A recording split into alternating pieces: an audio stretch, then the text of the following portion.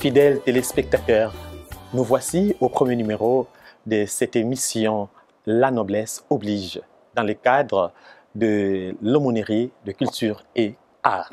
Cette émission recevra toujours des personnalités. Voilà pourquoi aujourd'hui, nous avons reçu une très grande personnalité de notre pays et de notre Église. Bonjour, Éminence. Bonjour, M. Lavé. Et nos voeux les meilleurs pour 2018. Merci. Le temps pour vous. Merci beaucoup.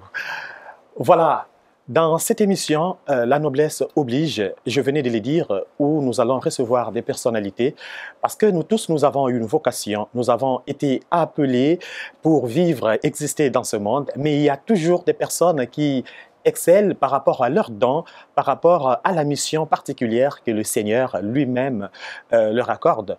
Voilà pourquoi ces personnes deviennent comme de lumière pour les autres et nous voulons connaître, entrer au fond aussi de leur vie, leurs origines, ce qu'ils font, et leurs projets, tout ce qu'ils peuvent faire encore pour la société. Voilà pourquoi nous retournons encore vers son éminence pour que nous puissions parler, faire ces dialogues-là et vous allez découvrir réellement qui est le cardinal Laurent Monsengo, archevêque de Kinshasa. Éminence, nous voulons connaître vos origines. Vos origines, où êtes-vous né? Mes origines sont connues. Je suis né à Mongobele. Mongobele qui est un patelin qui est tout près de Nyoki, dans le Bandundu, dans le Maïndombe actuellement. Et Mongobele était connu dans le temps parce que Mongobele était un patelin, un village où était installée la Forescom. La Forescom était la société forestière et minière, qui est une société partenaire de la forme-minière du Katanga et du Kasaï. Et donc, je suis né à Mongobele et né de parents Julie Tourme et de Monkambula Passigna, qui est ma mère. Et nous sommes nés à Mongobele parce que Mongobele et toute ma famille était là. Comme vous avez déjà précédé nos questions, Ouais. on voulait, est-ce que vous pouvez nous parler des parents? Vous l'avez déjà dit, surtout des frères et sœurs. Vous avez parlé des oncles. Vous avez combien de frères, combien de sœurs? Vous êtes l'aîné de la famille? Je ne suis pas l'aîné de la famille, je suis le deuxième. Le deuxième. Le deuxième de la famille, l'aîné c'est M. Julie Tourme, qui est pour l'instant au centre Nganda. Il était enseignant. Oui. Il est né en 1936, le 8 mars 1936. Et moi, je suis né en 1939, le deuxième de la famille. Vous avez une sœur? J'avais deux sœurs. Ma sœur, et nous étions donc 8 enfants, 6 garçons et 2 filles.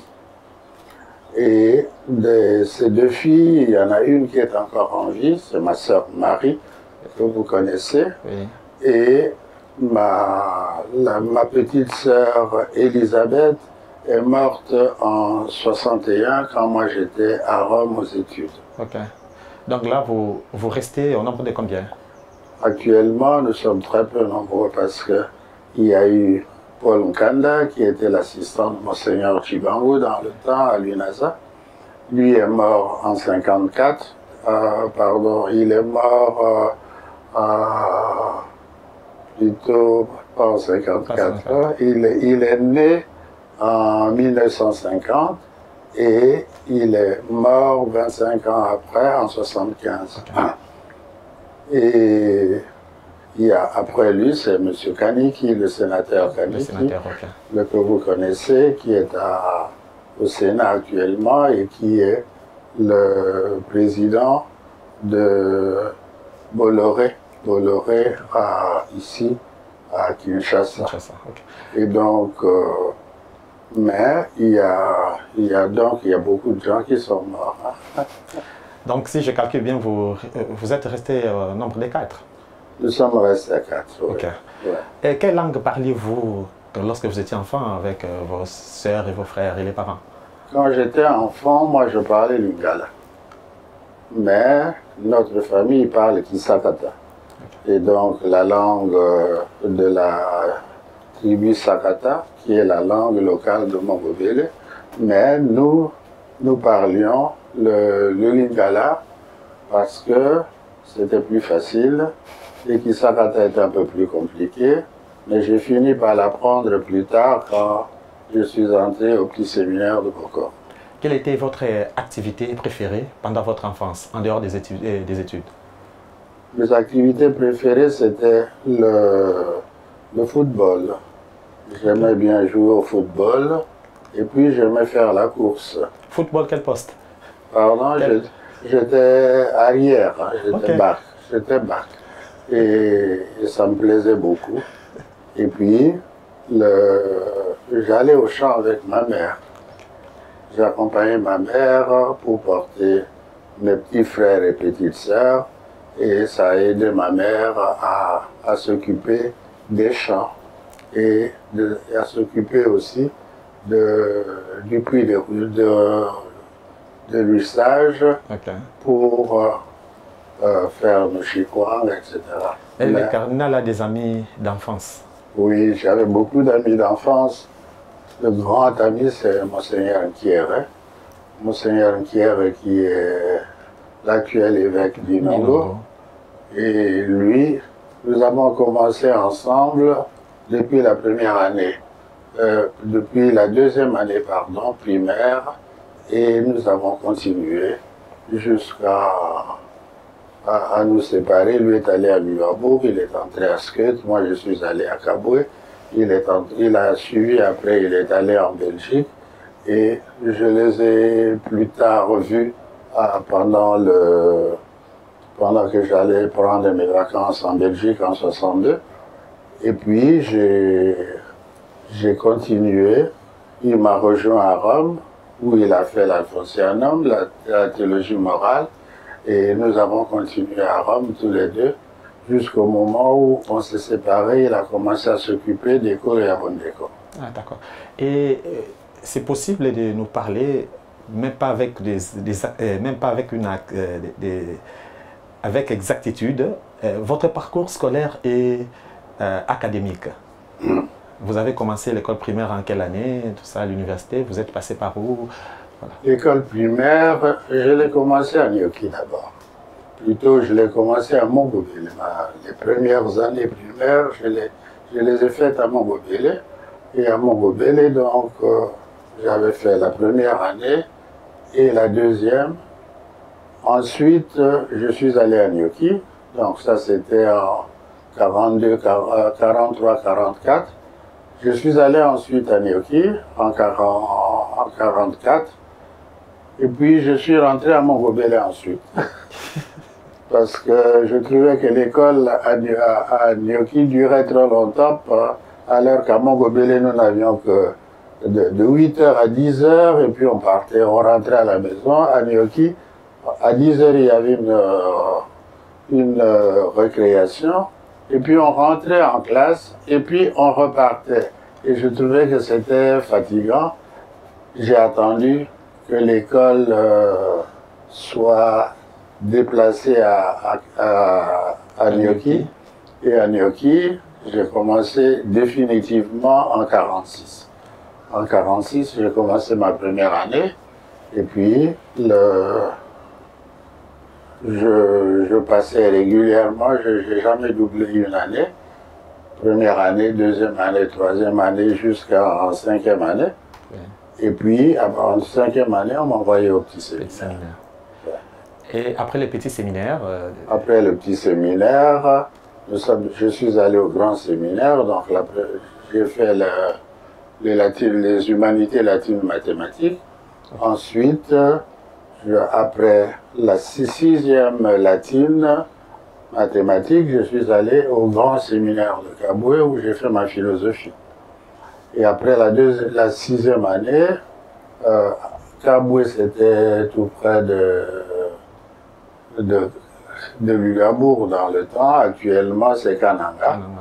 Et en ce moment-là, j'ai fait 3 ans de philo. Et j'ai continué alors ensuite à Rome, en 60, où j'ai fait l'université urbanienne jusqu'à la licence. Ensuite, j'ai passé mon année de doctorat. Ensuite, j'ai continué à l'Institut biblique. L'Institut biblique, je l'ai commencé en propédeutique, c'était en 65. Et puis, je l'ai continué à Rome. Ensuite, plus tard, j'étais à l'Institut biblique à Rome. J'ai fait jusqu'à la licence. Et puis, j'ai continué l'Institut biblique à Jérusalem, où j'ai appris l'hébreu moderne. Et ensuite, je suis venu pour être professeur d'écriture sainte. Là, c'est en quelle année? Ça, c'était en 70. 70. Donc, j'ai soutenu ma thèse et puis je suis arrivé en 70 à Jean 23 et je donnais aussi les cours à la section de sciences religieuses au campus de Kinshasa. Donc après votre doctorat en Bible, vous n'avez pas fait d'autres études? Ah non, quand j'ai terminé mon doctorat, c'était déjà assez. C'était déjà assez. J'ai fait l'hébreu moderne et puis j'ai étudié. Là, c'était le moment des recherches et non plus le moment des études. Alors, on nous dit que vous êtes le premier bibliste ici au Congo? De l'Institut biblique, oui. Ouais. Je suis le premier. D'accord. L'Institut biblique, c'est le premier Africain qui a fait le doctorat à l'Institut biblique. D'accord. Félicitations à Éminence. Ouais.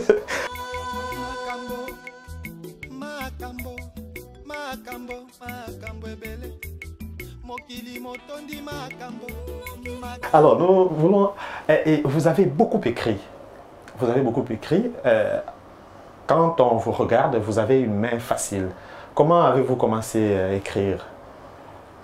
J'ai commencé à écrire petit à petit. Hein. En fait, nous écrivions déjà quand nous étions au grand séminaire de Kabwe. Nous nous habituions à écrire parce que on avait le cercle Saint-Augustin et ce cercle Saint-Augustin devait écrire petit à petit. Et à partir de ce moment-là, nous écrivions, on écrivait. Et c'est ainsi que même mon premier article, le Kutan de Koyamoyibi, je l'avais écrit déjà en ce moment-là. Ah bon? Et par après, à Rome, nous avons continué aussi. À Rome, on avait le cercle Saint-Augustin aussi. Le Saint-Augustin, où nous devions nous rencontrer une fois par mois de toute l'Afrique.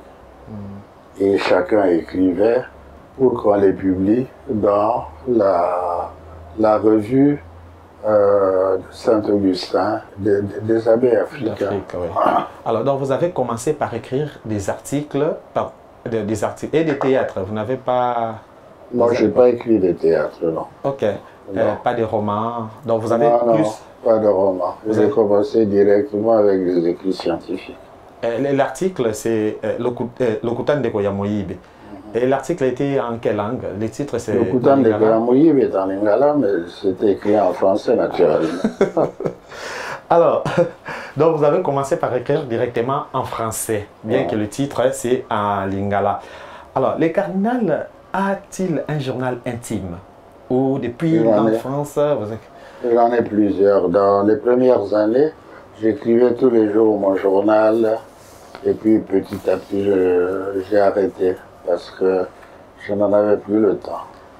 Est-ce que vous avez encore un souvenir d'une phrase de votre journal intime que vous n'avez jamais publiée, qui reste peut-être, je ne sais pas si c'est un secret. Vous êtes curieux, vous êtes indiscret. Par exemple, dans ce journal-là, j'écris par exemple une firma mundi elegit Deus, c'est que ça signifie pour moi que Dieu a choisi les faibles de ce monde pour confondre les forts et les puissants. Et c'était pour moi. Vous pouvez situer cette phrase-là vers quelle année? Un Firmamundi, ça date de 1963. D'accord, prêtre déjà. Ouais. Ok.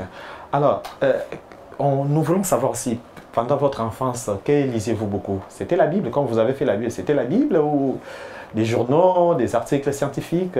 Qu'est-ce qui vous intéressait Non, plus? nous lisions des écrits de nos enseignants et de tout ce qu'il y avait dans le journal. Il y avait le journal Lokasa Gabiso, qui était écrit en lingala par Jean Motimbia, qui était connu à Kinshasa, ici Jean Motimbia, à Kwakate, comme on l'appelait. Et les journaux, par exemple, le journal de José Lobéa, qui était la Croix du Congo, nous lisions ça aussi, parce que c'était absolument important pour nous. Nous recevions tous ces écrits de l'Isala. De l'Isala qui avait la plupart de tous ces écrits. On les envoyait dans toutes les langues lingala. Et en ce moment-là, on lisait volontiers. On lisait volontiers et nous faisions des rédactions aussi en lingala pour apprendre à écrire de telle façon que quand c'était écrit, on les corrigeait et les enseignants se prêtaient à les corriger très facilement. Merci beaucoup, Éminence. Vous avez aussi beaucoup écrit. Quelle est la dernière publication en date, une publication scientifique? La dernière publication date du gros volume que vous avez vu. Oui, oui. Là, ça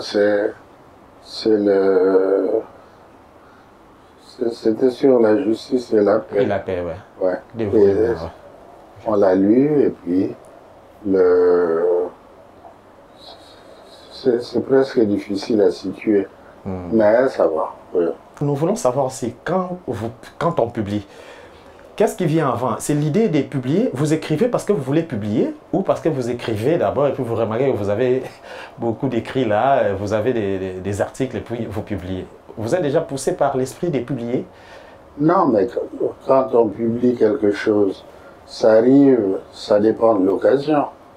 Par exemple, quand il y a un congrès et qu'on me demande d'écrire sur ce congrès-là, eh bien, je me mets à réfléchir, à mettre par écrit les différentes idées qui m'arrivent et comment ces idées-là progressent dans mon esprit de telle façon que on arrive à un écrit. Par exemple, il y avait Monseigneur qui était ici, qui était venu pour parler de la famille. Ok, ok. Ben, lui a écrit. Quand il a écrit, moi aussi j'ai eu à écrire puisque je devais lui répondre. Par exemple, les sœurs carmélites m'avaient demandé d'écrire. Il a donné les textes bibliques dont il voulait que je parle. Après, j'ai commencé à l'écrire. J'ai commencé à l'écrire et puis c'est sorti. Et il vous est déjà arrivé de publier quelque chose sans votre nom, sous un pseudonyme? Oh non. Non, pas encore. Non, non. Pseudonyme, non, j'ai toujours affirmé mes idées. D'accord. Beaucoup d'écrivains ont beaucoup parlé aussi de vous, ont publié sur vous. Quelle est la publication qui vous a le plus marqué sur vous? Quelqu'un a écrit sur vous? Il y en a pas mal, hein. Il y a quelqu'un qui a écrit sur moi, par exemple l'abbé Paco m'a écrit sur moi, l'abbé Mbaye a écrit sur moi aussi. Il y a, mais celles qui me viennent à l'esprit, ben, ce sont c'est la déclaration d'hier, oui. C'est le plus récent. À Noël, j'ai écrit aussi un texte assez fort qui sera dans l'histoire. Ben, il y en a plusieurs qui ont écrit sur moi. L'abbé Georges Gila, il a écrit sur moi. Ben, il y a beaucoup d'écrits. Ouais.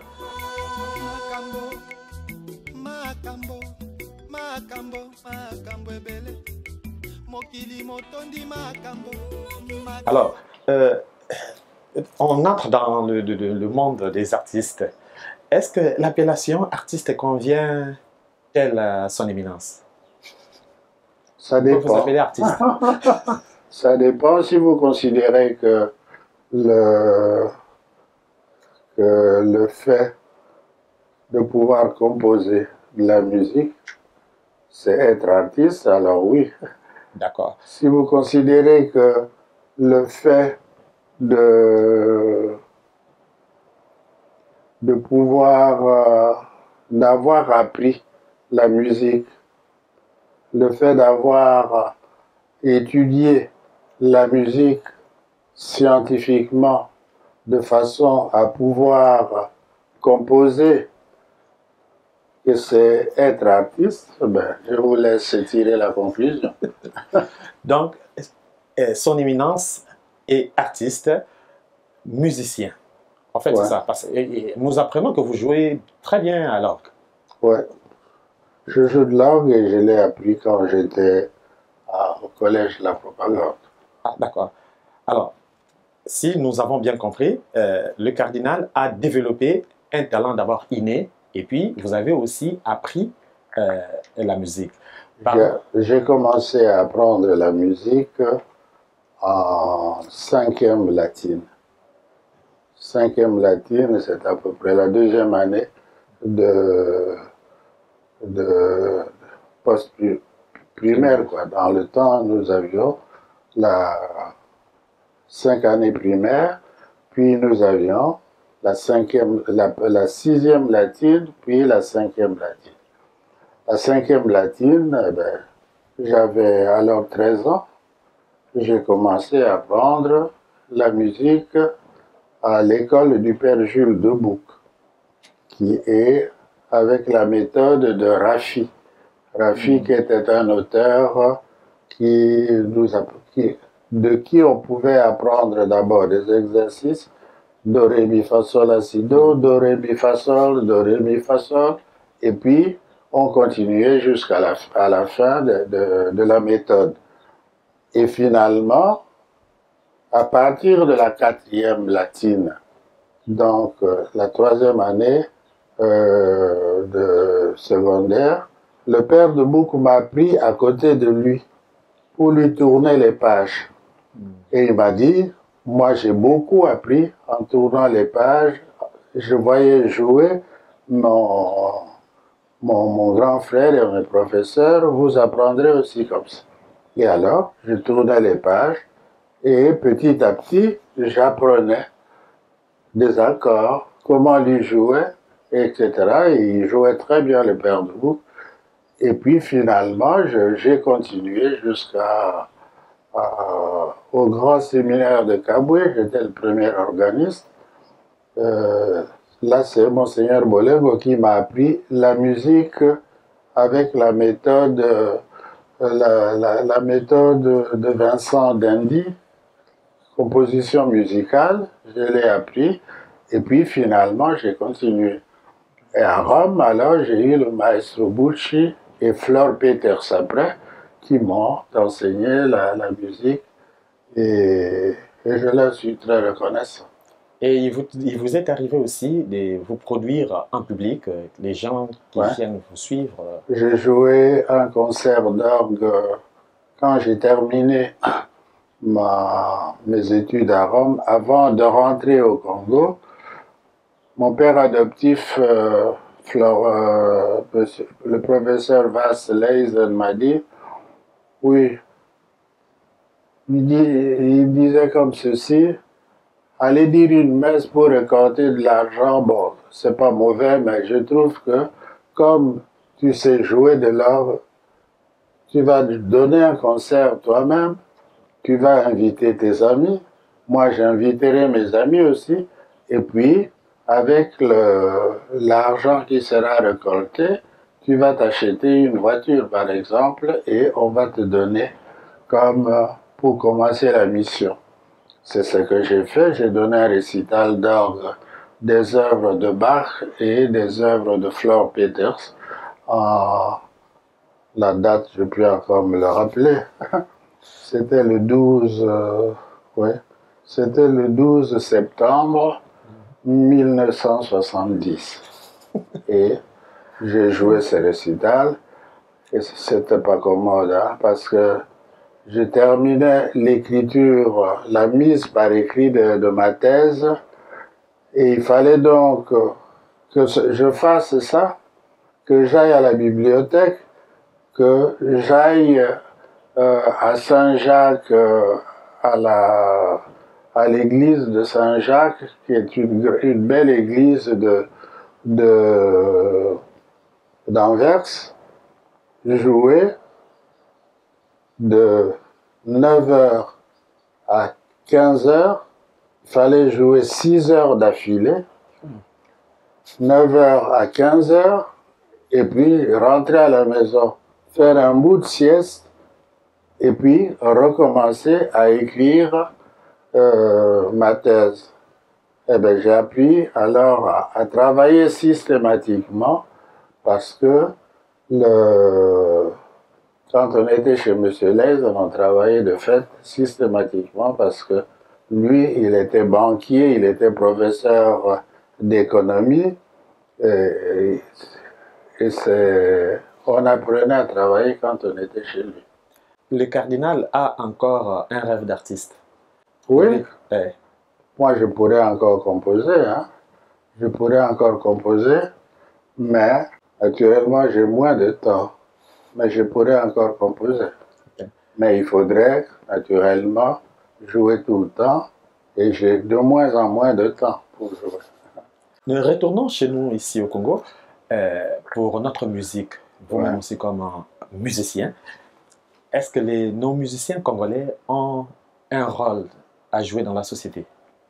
Bien sûr qu'ils ont un rôle à jouer. Et vous pensez que ces musiciens jouent aussi bien ces rôles-là? Non, pas tout à fait. Je trouve que les musiciens, ce qu'ils font d'habitude, c'est de la petite guitare là. Okay. Mais il n'y en a pas qui approfondissent à fond la musique à partir de la théorie et à partir d'une musique possédée par nos artistes. Et ça pourrait les aider davantage. Ben, vous trouvez qu'il y a quand même un avenir pour l'art dans notre pays, l'art en général?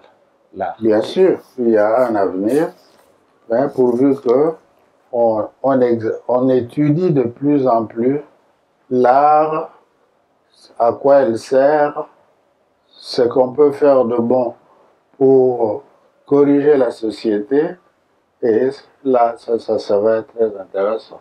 D'accord. Merci beaucoup, Eminence.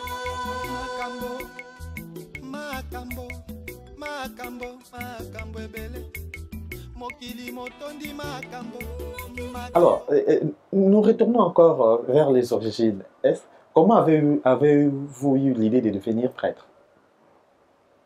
L'idée de devenir prêtre, je me rappelle que j'ai commencé à y penser la première fois que j'ai vu un prêtre célébrer l'Eucharistie. J'étais tellement émerveillé que je me suis dit, je vais devenir prêtre. Et cette idée me hantait pendant toute mon école primaire, et je me rappelle que Mongobélé était un centre, un poste secondaire. Il n'y avait pas encore de paroisse là. Et les missionnaires qui venaient à Mongobélé, c'était le père Philippe de Witt, un grand-père, ou le père Antoine Schelinski, est d'ailleurs celui qui m'a baptisé.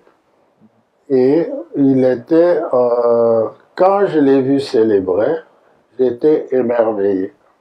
Et en ce moment-là, d'ailleurs, c'est le moment où on parlait de Bassangwa Mohindo.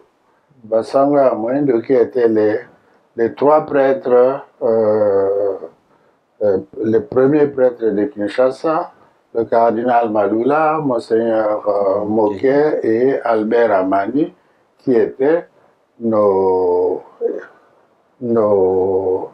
les aînés que nous appelions les aînés, puisque Kinshasa était allé jusqu'à Inongo, Ndekese, etc. Donc, quand Monseigneur Six venait avec eux, nous les suivions et j'ai toujours tenu à continuer ça. Et je me rappelle que la première fois que le cardinal, Monseigneur l'abbé Maloula, a chanté la messe, il rentrait de l'ordination de l'abbé Jacques Bocol, qui était aumônier de l'armée ici. Et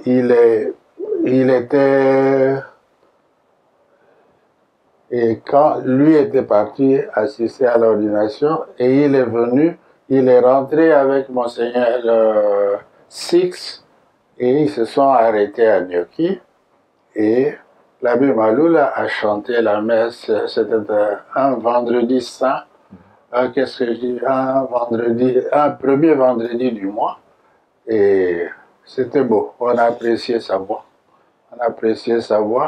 et à la fin, il est venu dans notre école, nous étions en 5e primaire, il est venu, alors il commençait à nous interroger, nous étions très émerveillés de l'entendre parler du sacerdoce. Et c'était le premier prêtre noir que j'ai vu. Ah oui, l'abbé Maloula. Ouais. Alors, vous êtes devenu prêtre, évêque, et voilà, toute votre vie, vous n'avez fait que parler de Dieu, toute votre vie. Est-ce qu'on peut connaître votre secret? Quelle est la vraie relation entre vous et Dieu? Comment vous pouvez résumer ça? La vraie relation, c'est celui. Dieu est pour moi celui de qui je tiens tout. Je ne sais pas si je m'explique. On comprend très bien. La vie, la vocation, le sens et l'orientation que je dois donner à ma vocation, et puis tout ce qui entoure l'homme, ça fait partie de cette relation avec Dieu. C'est-à-dire, Dieu, c'est le projet de ma vie. Dieu, c'est le tout de ma vie. Merci beaucoup, Éminence. Alors, vous avez un parcours pastoral très, très, très riche. Nous voulons savoir, vous arrive-t-il aussi de vous dire qu'il y a des choses que vous n'avez pas encore réalisées? Oui, oui. Il y a des choses que je n'ai pas encore réalisées. On peut connaître même une? J'aurais voulu former, d'ailleurs c'est ce que voulaient quelques jeunes filles qui m'avaient demandé de faire en sorte que nous puissions fonder une, je ne sais pas comment on devrait l'appeler. Une fondation? Non, pas la fondation. La fondation, j'en ai une. qui voulait qu'on fonde quelque chose. C'est plus qu'une fondation. C'est plus que les auxiliaires de l'apostolat. C'est quelque chose qui soit plutôt dans ce sens-là, tout en dépassant. Mais je n'avais pas voulu le faire dans l'immédiat parce que je n'avais pas le temps en ce moment-là de m'en occuper sérieusement. Éminence, vous pouvez nous rappeler votre devise et un peu d'explication des emblèmes qui s'y trouvent? Ma devise, c'est devise épiscopale. Oui. Ma devise, c'est In fide veritatis. C'est la foi en la vérité. C'est-à-dire, la vérité, c'est Jésus. C'est la vérité comme l'a défini Saint Jean. C'est la vérité, c'est Jésus-Christ. Et in fide veritatis, c'est parce que je crois en Jésus-Christ que j'ai accepté de devenir prêtre, que j'ai accepté surtout de devenir évêque. Et c'est parce que je crois en Jésus-Christ que ma vie, toute ma vie, tourne autour de Jésus-Christ. Et comme le disait le cardinal Martini, dans l'introduction du premier livre qu'il a dédié, il avait accepté d'écrire la préface. Il disait oui, la vérité, c'est Jésus-Christ. La vérité, c'est le tout qui organise ma vie. Et c'est parce que je crois en Jésus-Christ que j'ai accepté de faire tout le travail que je fais. Et c'est ça qui donne un sens à ma vie. Et ça, je trouvais ça très beau, mais ça vient de la deuxième épître aux Thessaloniciens. Mais ça tient, le tout tient là-dedans. C'est une devise que vous avez déjà eu. Bon, pas peut-être formée dans ce sens-là, mais depuis votre jeune âge, ou avant que vous deveniez prêtre, non. Ou seulement quand vous voulez devenir évêque? C'est quand on m'a nommé évêque. D'accord. Quand on m'a nommé évêque, parce que quand je suis devenu prêtre, c'était in firma mundi elegit Deus. Dieu a choisi les faibles de ce monde.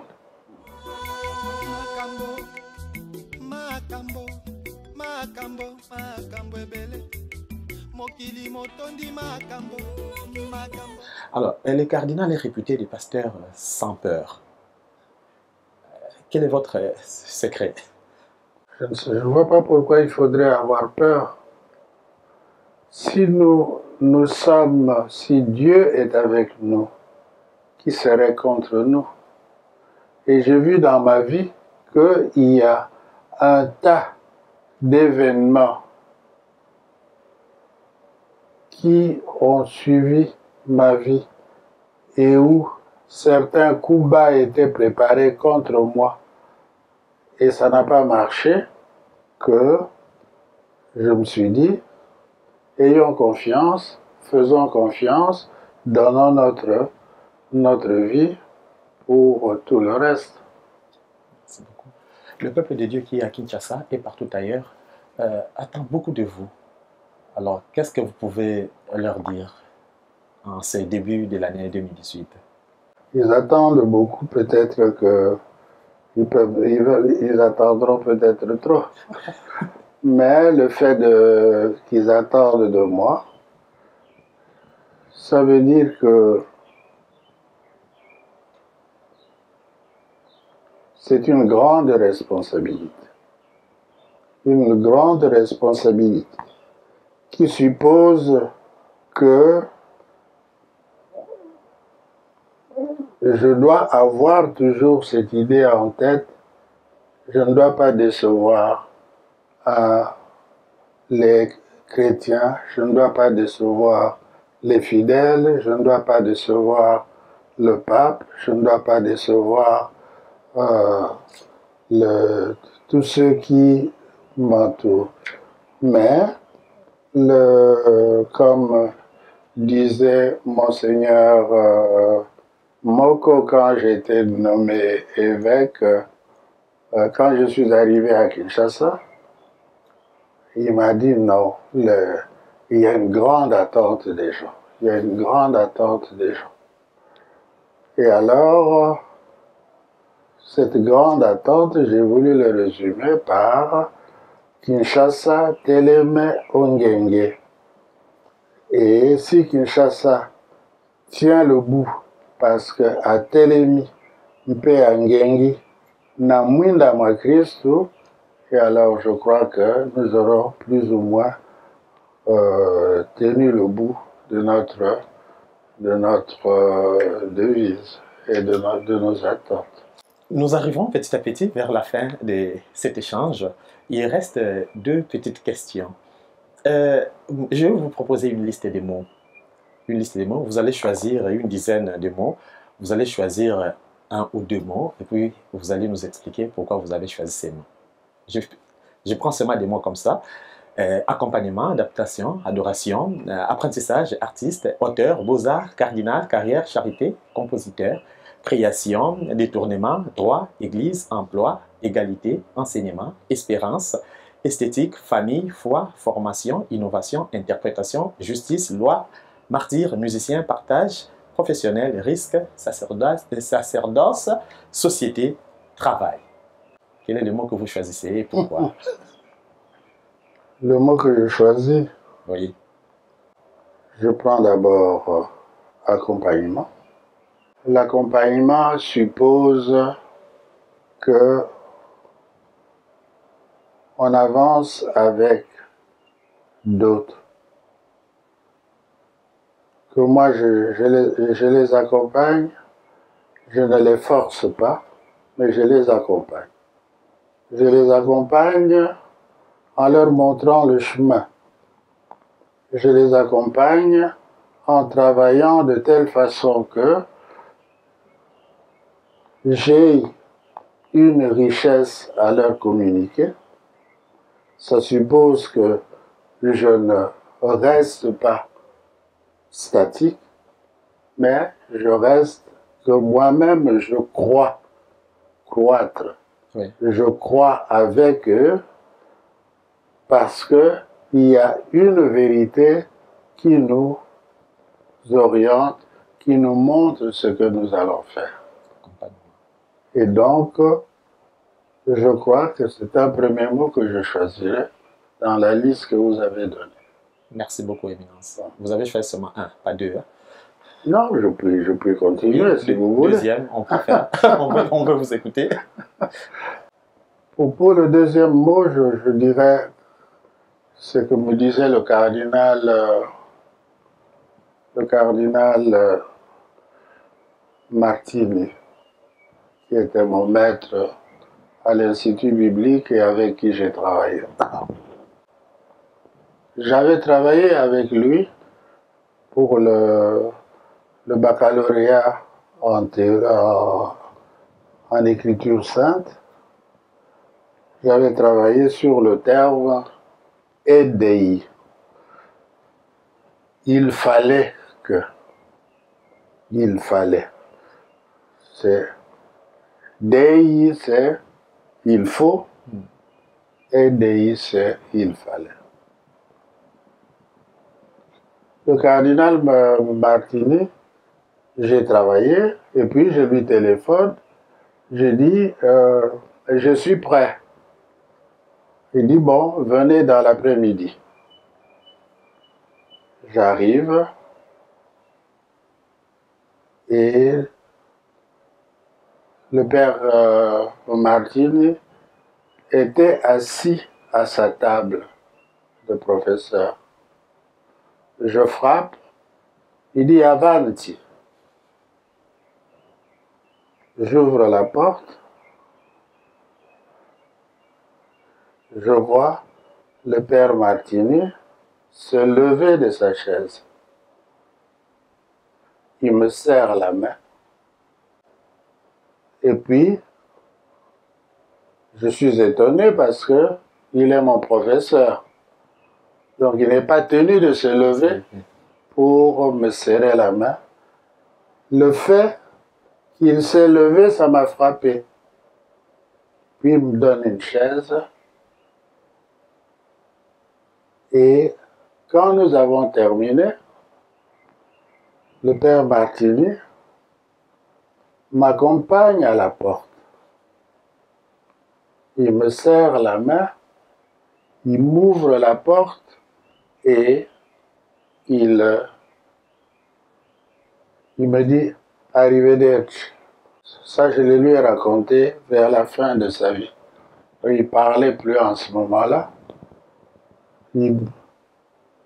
On m'a dit « Qu'est-ce que vous avez frappé ?» Alors, je lui ai dit, en ce moment-là, j'ai dit « Non, il n'est pas comme les autres ».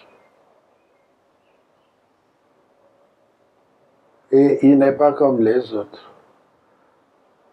J'ai dit en ce moment-là, cette idée, je me suis fait à cette idée-là du père Martini, parce qu'il n'était pas encore évêque ni cardinal, et j'ai toujours retenu ça de lui. Alors, il me dit, vous êtes trop aimable. Et effectivement, il y a eu un lien entre nous qui était un lien très fort. Et c'est ça ce que j'appelle savoir accompagner.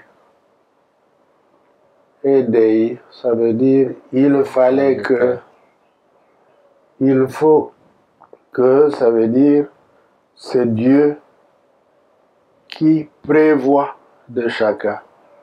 Et le aider nous donne la mesure de cette personne qui était le pape, le cardinal Martin. Voilà. Merci beaucoup.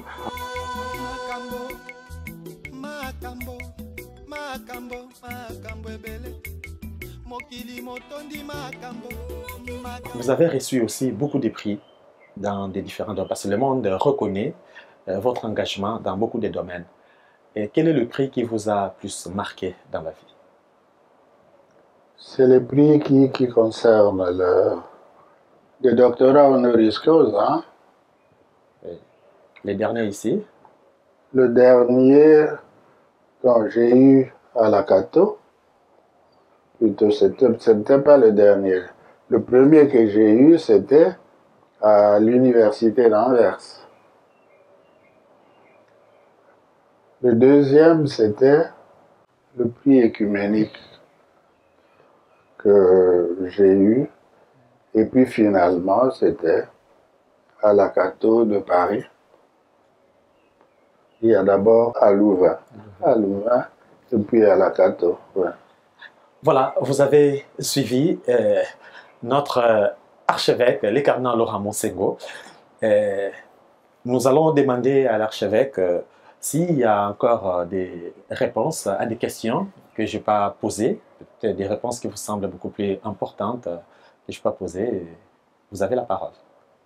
Pourquoi j'ai choisi comme thèse la notion de nomos dans le Pentateuque grec? Eh bien, j'ai choisi ce terme-là parce que mon évêque, Monseigneur Van Kaolart, voulait m'orienter vers la traduction de la Bible en nos langues.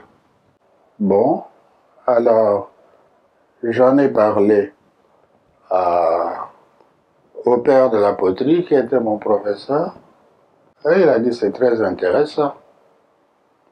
Bon, il dit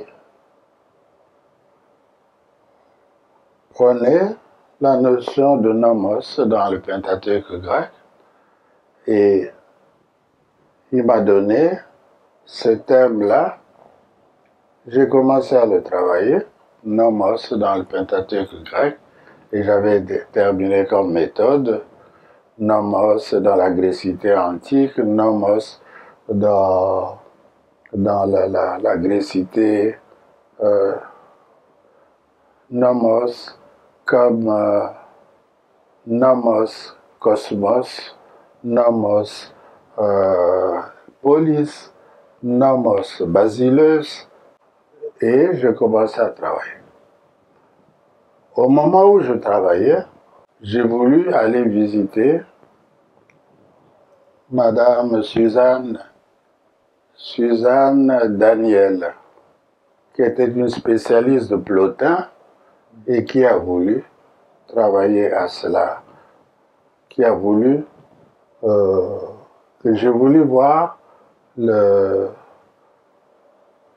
cette dame-là pour lui dire que je travaillais à ce terme-là et qu'est-ce qu'elle pouvait me suggérer? J'arrive là et je suis tombé presque à nu. Elle me répond tout simplement, mais moi je viens de commencer ce travail avec 2 de mes étudiants. La notion de nomos dans le Pentateuque grec. Je lui dis, ben, naturellement, je ne peux pas vous répondre maintenant. Il faut que je voie mon professeur.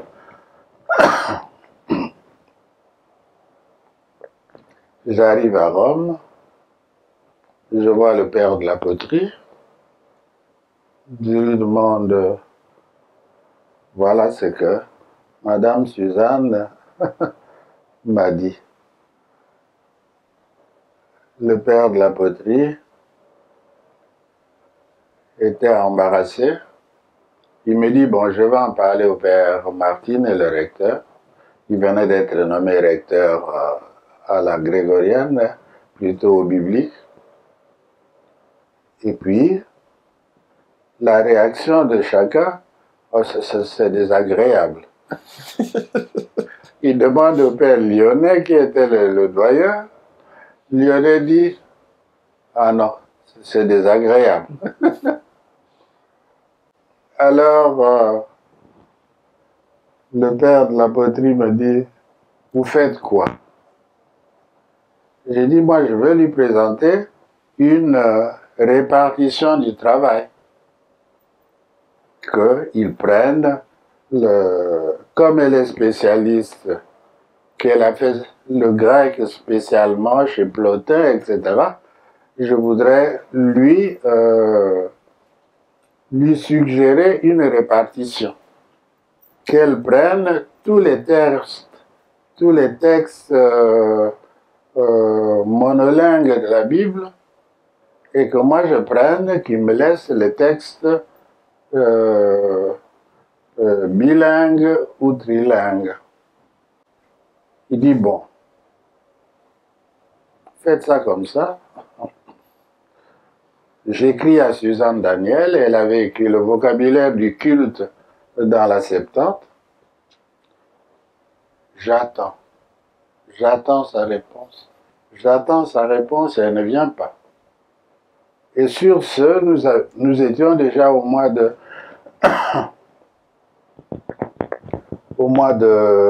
novembre. Donc plus de 2 mois entre ouais. Ah. Et moi, pendant que j'étais à Jérusalem, j'avais déjà écrit énormément sur des fiches, les travaux, tous les textes bilingues, les textes grecs, les textes hébreux, etc. Elle ne répondait pas. Alors, j'ai dit au père de la poterie, il me dit, vous faites quoi? J'ai dit, mais ça m'ennuie parce que moi, je n'ai que 2 ans.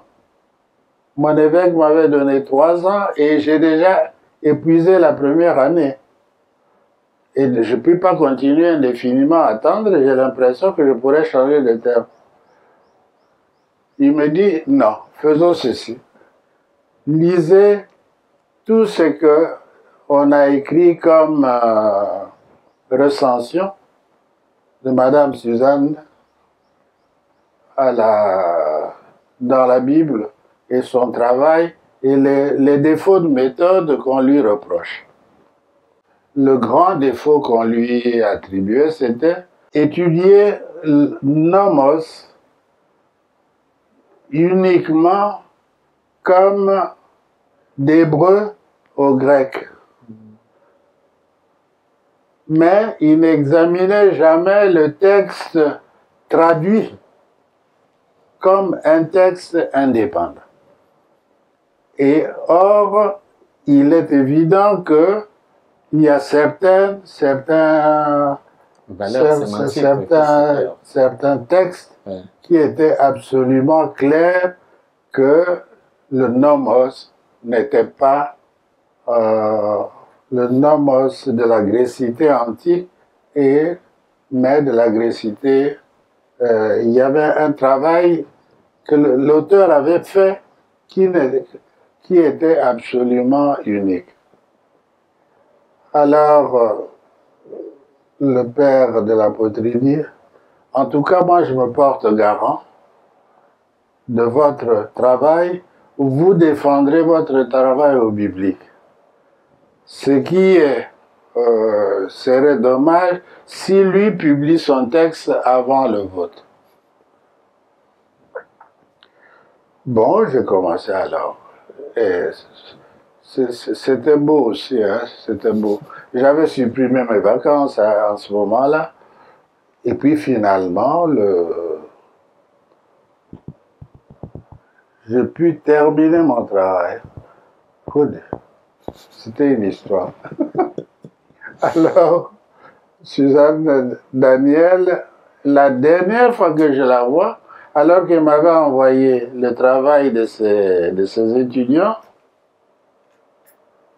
non, elle m'annonce qu'elle venait d'envoyer à Vetus Testamentum le texte plutôt l'étude qu'il avait faite avec ses étudiants. La notion de nomos dans le Pentateuque grec, j'ai dit. C'est pas gentil, ça. Bon, alors, j'ai dit, passe, on va voir. Et quand j'ai terminé ma thèse, le texte qu'elle avait envoyé chez Vetus Testamentum a été refusé. Ce n'était pas assez scientifique. Ah bon? Et c'est comme ça que j'ai eu mon salut grâce à ça. Vous avez commencé avec les mêmes sujets. Ah, oui. Mais ça m'a appris à travailler avec méthode sur les textes. Et je l'ai d'ailleurs dit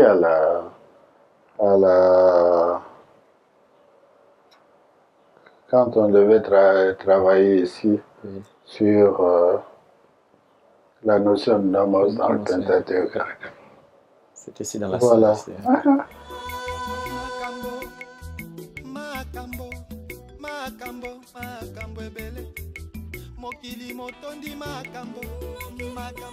Voilà, chers téléspectateurs, vous avez écouté vous-même son éminence, Laurent Cardinal Monsengo, ses origines, vous avez compris qu'il est artiste, vous avez compris son souci pastoral, vous l'avez entendu comme écrivain, voilà, jusque-là, je sais que vous avez aimé, et par la suite, nous allons recevoir aussi certains invités, et vous allez découvrir aussi vous-même. Merci beaucoup, Éminence. Ben, avant cela, nous avons besoin d'un petit mot ici, le premier d'ailleurs dans notre livre d'or. Et dans notre méthode, quand vous allez écrire, vous allez aussi nous lire ce que vous allez écrire.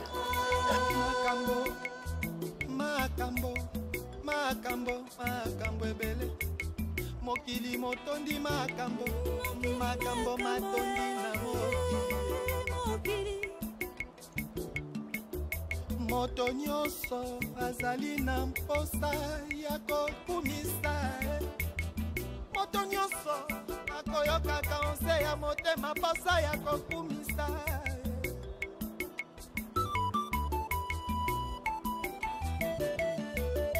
mosusu akumisi nzambe ya lokuta na ya bikeko mosusu akumisi nzoto ya mwasi nzoto ya mobali mosusu akumisi mosolo motuka to bilamba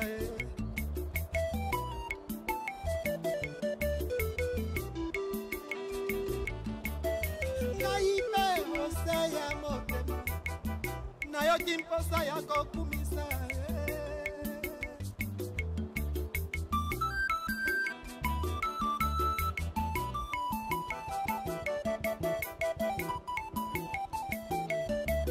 Voilà. Alors, nous vous laissons vous-même d'abord lire, et puis...